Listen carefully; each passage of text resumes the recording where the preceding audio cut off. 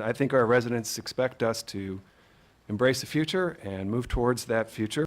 Time out for many men of medicine usually means just long enough to enjoy a cigarette. And there's no question that wireless communications is our future.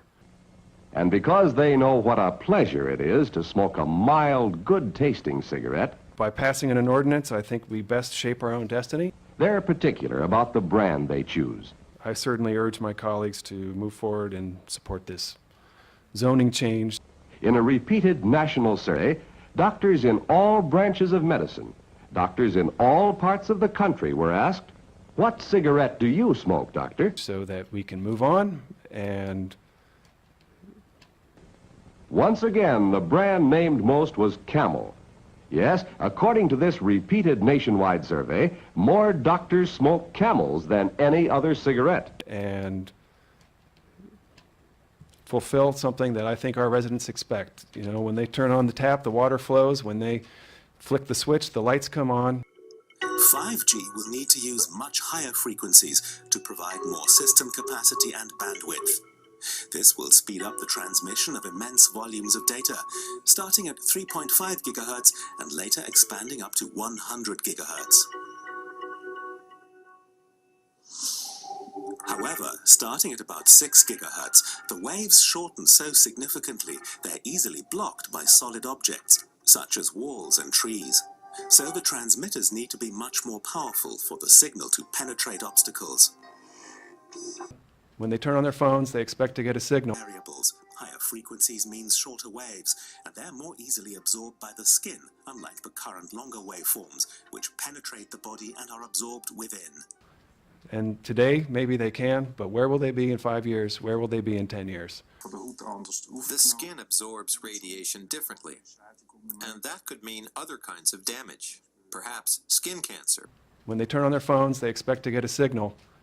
And today, maybe they can, but where will they be in 5 years? Where will they be in 10 years?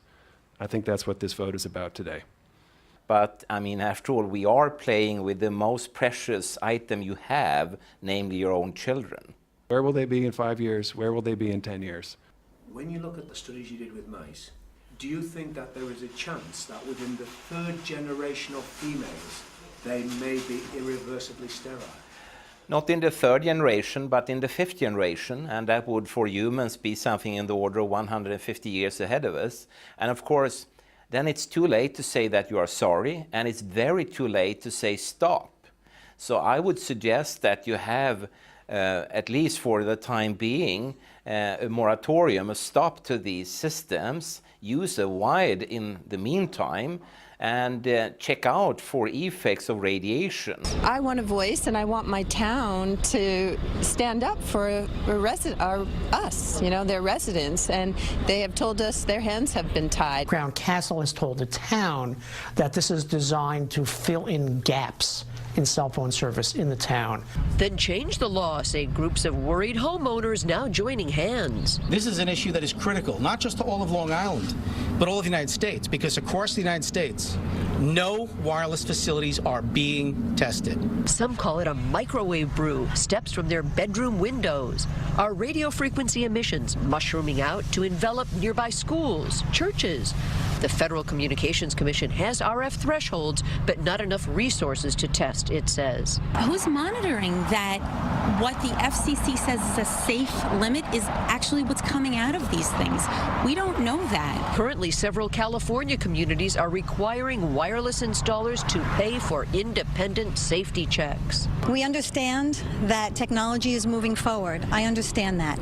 Let's do it mindfully. Residents here now want the Federal Communications Commission to conduct regular radiation readings and embark on a new study testing health effects of wireless boxes and cell phone towers.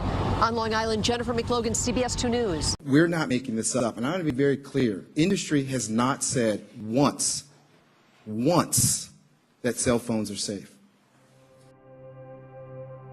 The federal government, the various interagency working groups have all said it's safe. There's only been 10 or 12 years of exposure to these agents, and it's increasing dramatically.